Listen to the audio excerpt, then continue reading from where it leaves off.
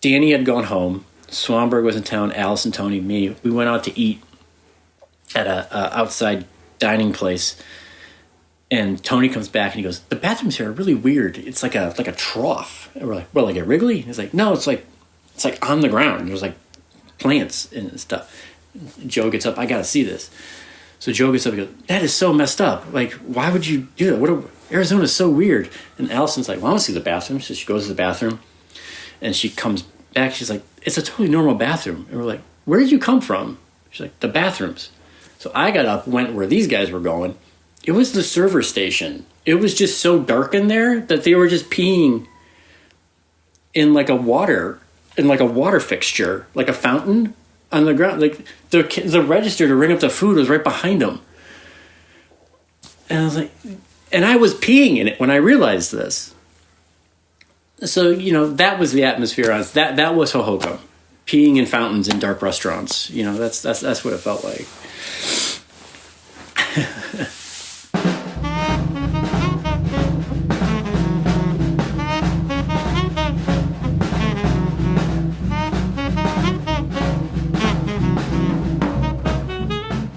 The seed for Hohokam came from me getting shingles. I didn't know I had it, and it hurt me really bad. I couldn't do anything but lay, and I couldn't move my eyes or anything like that. And I was very sick, and it coincided with a eye doctor appointment where they found out I had a blind field in my eye, and my head started hurting from the shingles, and I thought I had a brain tumor. And my doctor was like, "You probably don't. You probably have a cholesterol thing, and we'll do that." So I went and got the tests, and I did the cholesterol thing, and he said, "Well, maybe we should get that CAT scan." And I was like, okay. And also I got this mark on my back, and the doctor, Dr. Giansley, he sees my back and he goes, "Oh, you got shingles." Like that. And he was so relieved.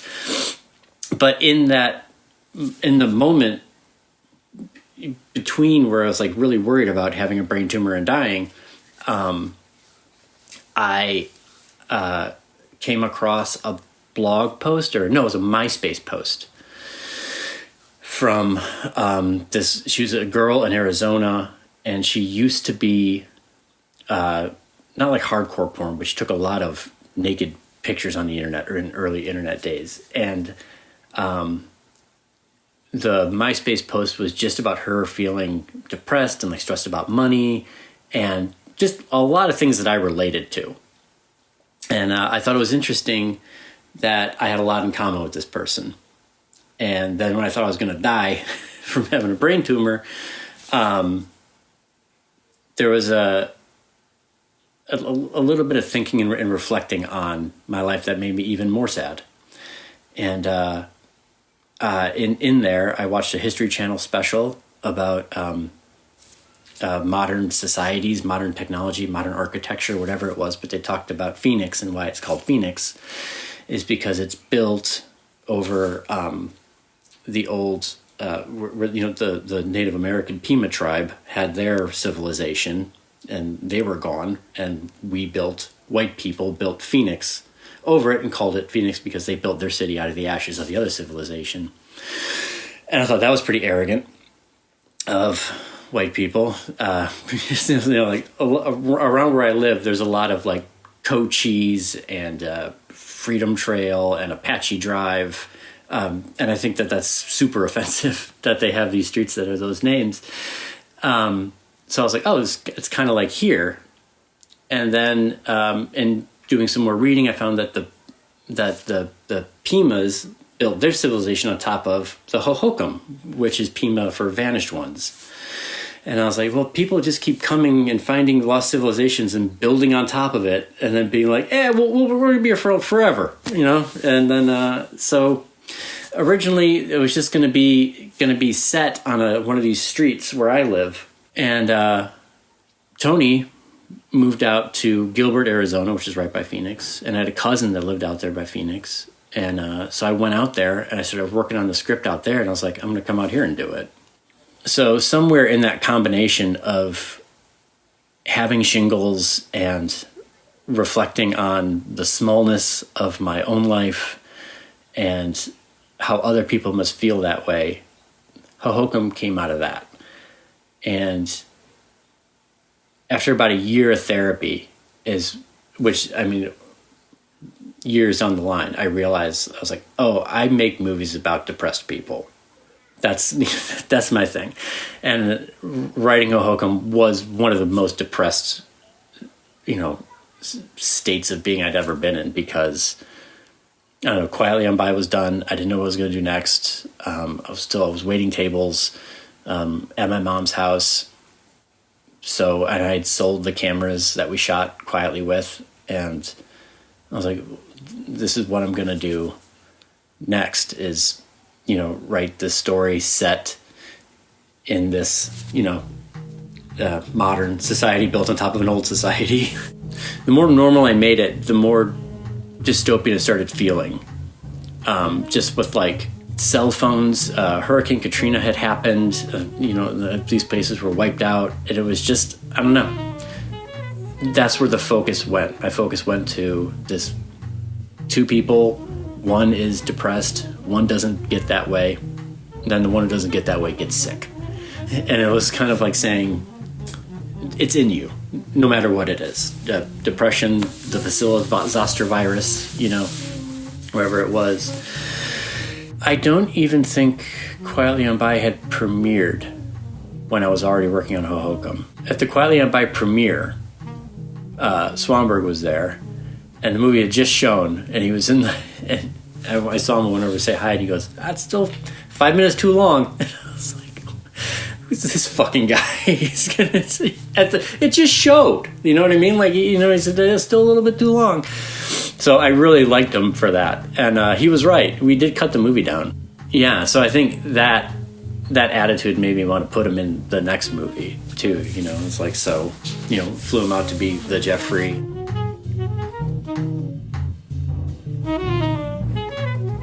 So I written the part for Danielle from Quietly, and she didn't want to do it. And, that was cool. But, it was a real put out, because I was like, well, now we'll go to Arizona, and it'll be fun, and we'll shoot there. So my friend Kurt Nabig, who was the first real actor that I worked with, but I stopped doing auditions, and I would just call Kurt, and I would tell him about the script, and he would give me a very short list of names. When it came to Allison, I think he gave me 3 names. And he said, because not only do you need somebody that can act and it's the right age bracket, you need somebody who's going to think it's a fun idea to go to Arizona with you and Tony for a week and be like, yeah, this isn't weird. Hector! Allison just impressed right away. I remember I met her at a cafe. We were going to have coffee, and she was locking up her bike outside, and she had a great resting face, because she was just outside in her helmet, looking left and right, chaining up her bike. And I was like, huh. And then she took off her helmet. She had short hair, and I thought that was awesome. And within minutes, she rocked one of those huge burps.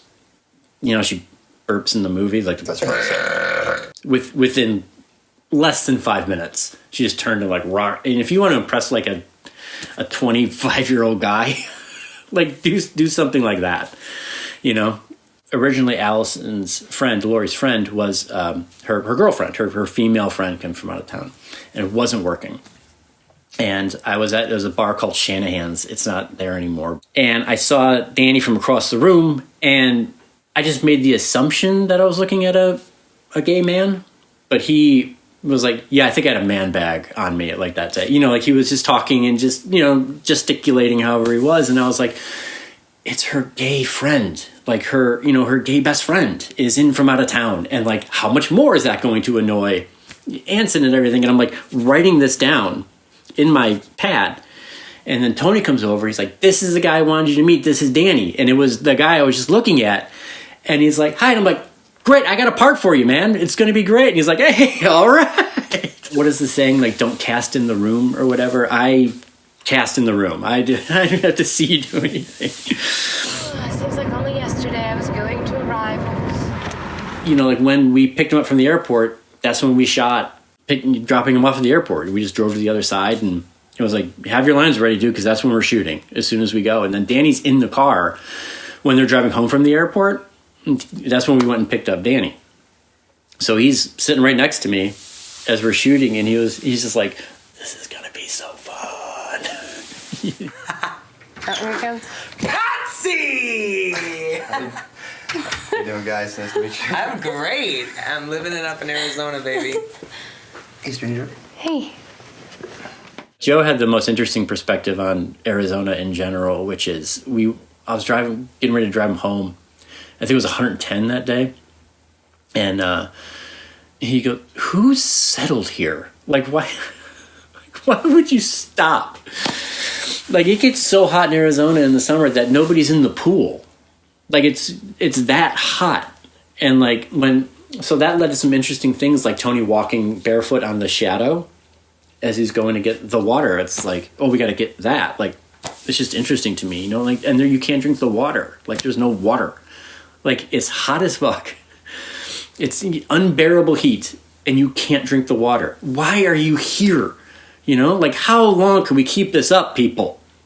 Each project feeds the next project. And with Quietly On By, there was a lot of speaking parts, a lot of locations, no money, and a tight schedule. And it led to a meltdown and, a firm talking to, from people with better perspective than me. So, look at Hohokam. It's like, let's cast people I don't even know and don't even know if they can act, and take them to Arizona and run and gun shoot all over the place, and it'll be fun. Like, there was no crew on Hohokam because the crew got mad at me on the last movie, so no more crew. Everybody's wearing lavalier microphones, and the packs were bolted to the camera. It would have been the best time I ever had making a movie if I didn't have food poisoning while making the movie. So that's the only black mark on the scheduling of Hohokam. But we made up the day of shooting. Like, I didn't buy open-ended tickets. Like, people had flights to catch. What I learned from shooting Hohokam, which fed into the next movie, was you schedule it first, and you schedule rigidly and intensely, so that chaos can happen. Chaos happens out of order. Like, I think there's a sense with young filmmakers, or even me at the time, that we'll just get there and we'll shoot some shit, and it's like, then there's no order. Have order, then chaos, I think, is what I learned from that movie. I'm gonna go pee. Yeah, hey, can you flush this time? Oh, that wasn't me, dude. It was me, asshole. With all the bodily functions in the movie, which was something Dave King, who ended up scoring it, has a very adverse reaction to anything bathroom, so they were really busting his chops about, of course, this is the movie you're going to score with all this bathroom stuff in it. It just was like a funny thing to kind of have Guy do. Like, I was just going to have him say, like, oh, no, flush you waste a gallon of water. I was like, or what if you open up the thing, there's a log staring at you, and it's like, hey, why don't you flush the toilet? So it came from that. And then, Allison with the, stomach issues she has with the burps. But it's like, well, let's just lean into it, keep going. So that was it. Just, a couple of things line up and you lean into it. That's what I think the most important thing about the creative process is, I'm sorry if I've said this before, but is nurturing mistakes and fostering coincidence. Like, those are things that you have to do in order to create something new, and you take full credit for it. So don't be, oh, just kind of, people like, oh, it just kind of happened as a coincidence. It was like, it did, but you grabbed the coincidence and you took it and you made it part of your thing. That's style. It's always funny to me when I read like a review or ask a question about the male-female relationships in the movies, because to me they're always loving. And then they talk about, like, God, it seems like they hate each other. I'm waiting for one to punch the other one. I'm like, oh, well, good for you. That I just think, I've been in a relationship for a very long time. We don't have to be nice to each other. And I think relationships get interesting once people, stop being nice to each other. Like, you watch a movie and, like, they're supposed to have been together for years, and yet they're laying in bed laughing and snuggling. It's like my wife hasn't said goodnight to me in a week. And I said something to her. She's like, "Do we say goodnight?" And I was like, So you mean that'll probably find its way into something, So don't be surprised if I make a movie where the wife's like, "Do we say goodnight?" I don't think we do that, and that's not an unloving thing, That's that's past the point of courting, And I think they're Anson and Laurie are past the point of courting, but also like their relationship. There's a circumstantial aspect to it. They really get along, but they also live really close to it. They live in the same complex. They see each other, and it's like they're before whatever the next step is. What's next is not interesting to watch people talk about. But watching them live up to, what's next is what I think leads people to be more interested in the relationship. Well, the gun in Hohokam was never gonna go off, but they were pretty early in on the concealed carry trend that has gotten here, and like my cousin who lived there at the time, like he told me all the different gun laws, and I go on, when it got to Illinois, I put the gun laws talks in Bloom and Mud Shuffle. When it got here, it was new to me, and it was very Western. You can't bring them into a place with alcohol or like a Charlie's Angel. Shut up. You do. It's your dream. I was like, that would be funny to show the gun and just have it not go off, After a screening, that Wojcicki and I think they were just dating at the time, Karen Olsen, we all went to dinner afterwards, and he asked me, did you intentionally put the gun in the first act to not go off in the third act? And I was like, what do you mean? And he's like, is that why you showed it? Because it wasn't going to go off. And I was like, yeah. And he's like, do you know Chekhov's gun? Like, it's the opposite of Chekhov's gun. And I was like, I don't know what that means. And when you hear like Chekhov's gun and you're not, you know what Chekhov is, you know what a gun is, but when you first hear those words put together, you're like, shit, I don't know what you're talking about. Years later, when somebody was saying Chekhov's gun, if it's going to go off in the third act, you guys see in the first act, I was like, that's what he was talking about. So it's part of that thing where it's like, if you're going to be an autodidact, you have to look up autodidact. Tell him Mommy said I could call and tell you I got an 80. Mommy said I could call and tell Honey, I think you dialed the wrong number. This isn't Daddy. I love you. Love you. See you tomorrow, crocodile. If you have a character who's only going to be in there for one scene, or is only going to, just pop in, do a couple lines and go, it's like, make them, be a one-eyed bartender, like have them, I don't mean that literally, but like have them bring like a tone of voice and an attitude and arrogance. And here's what you guys are talking about. Like they're talking about somebody else at work who we never see. You know how to talk about somebody at work. You know how to whisper. You know how to, think of that person who's a pain in the ass.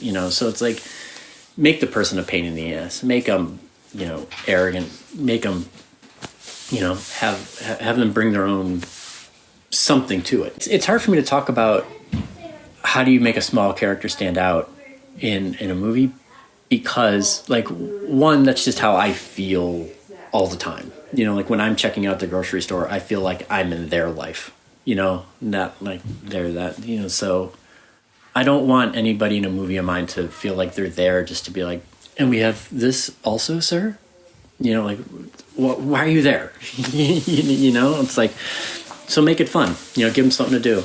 That's all it is. I think it's about just not wasting people's time.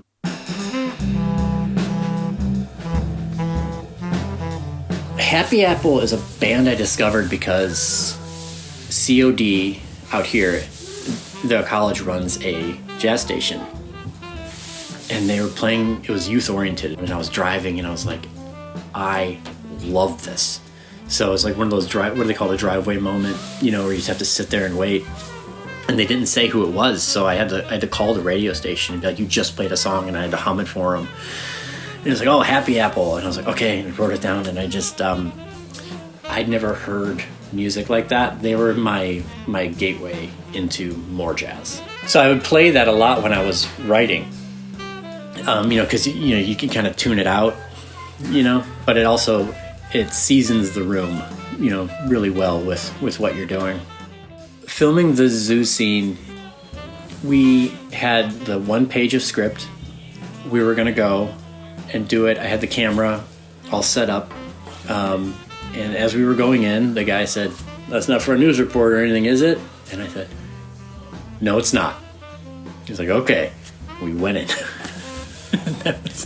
We went in, and here's the agenda of the things we're going to do. So it's like, "Ooh, I'll go over there and I'll buy one of those things." It's like, "Okay, hold on."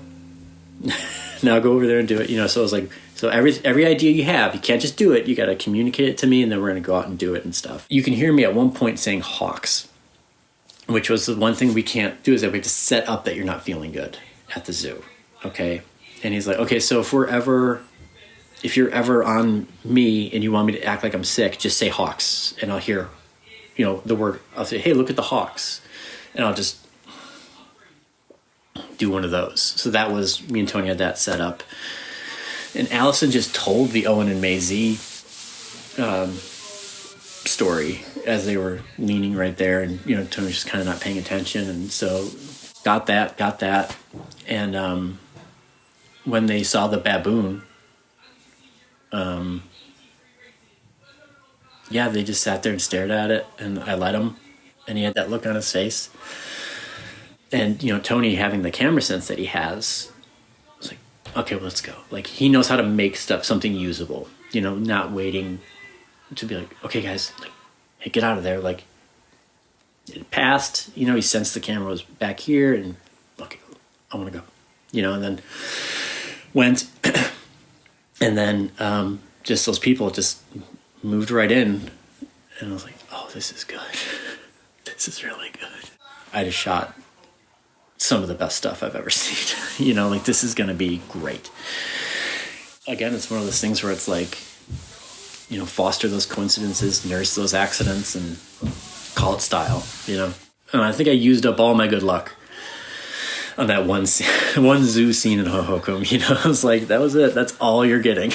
That's the last time. I was on a panel at Northwestern. Joe was on it, Swanberg. I was there. Barry Jenkins was there.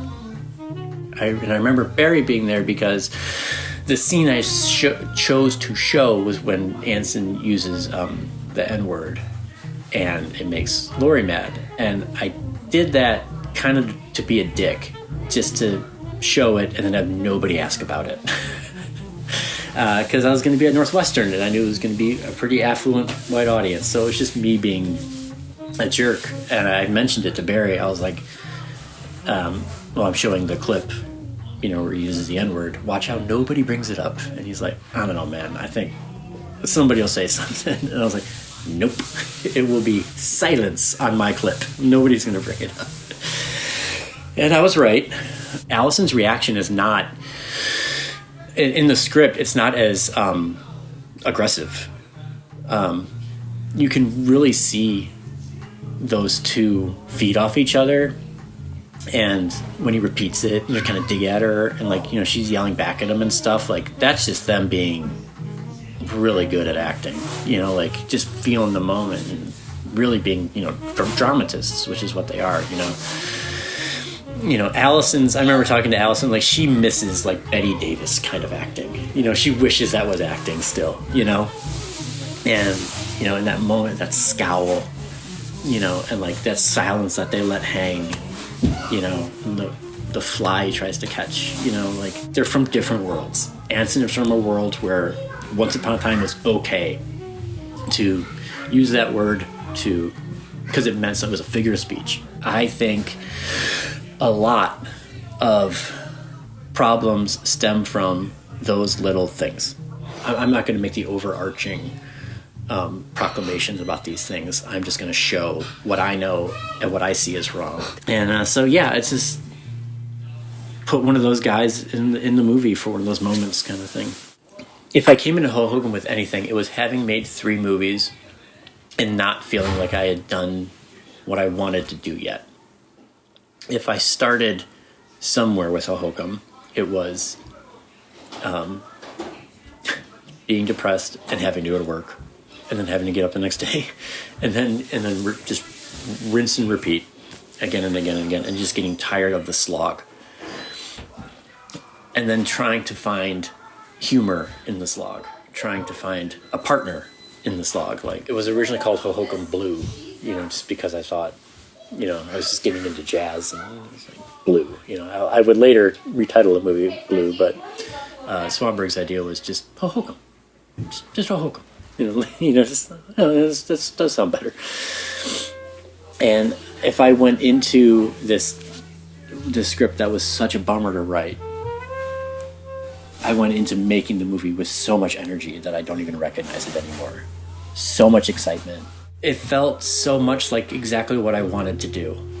Like, this is it. I want to have an idea of what I'm doing, but then have, outside influences come in and, move, and people are ad-libbing, but it's scripted, and it's, long days, but like we're just pumping. That's when I first started, just ripping pages out, just crossing them off, like done, like nothing's precious, and we're just getting the footage, and we're there for a week, and if I went into it being like, I can do this now. This is how much I can do this. I don't even need a crew. And watch what I do. I don't know, it was kind of the start of something, I think. And Quietly On By just happened so much by coincidence, and Hohokam was deliberate. Like, deliberate, but also like letting those things come in. Every screenplay is surviving the situation, just trying to get through it. And I think, that makes the overarching theme of whatever movie you're working on. It's like, it's always going to seem like, oh, he focuses on the mundane, he focuses on the, like the little moments and stuff like that. It's because that's the shit that keeps my interest. That's the stuff that I can pile up enough of and put it in order and make sure they go to work. And I always had a job and side jobs, so I always had somewhere to be, and it's the bane of everybody's existence is having somewhere to be. The best moments in life are where you have somewhere to be and then you don't go. It's like, I watched that movie and I am kind of in awe of that guy. I can honestly say I don't feel like that person anymore, like the person that made that movie. Like, I wrote it like living in my mom's house, just going to work, and like Quietly On By was kind of just dead on arrival. People liked it, but like, what was happening? What was I doing?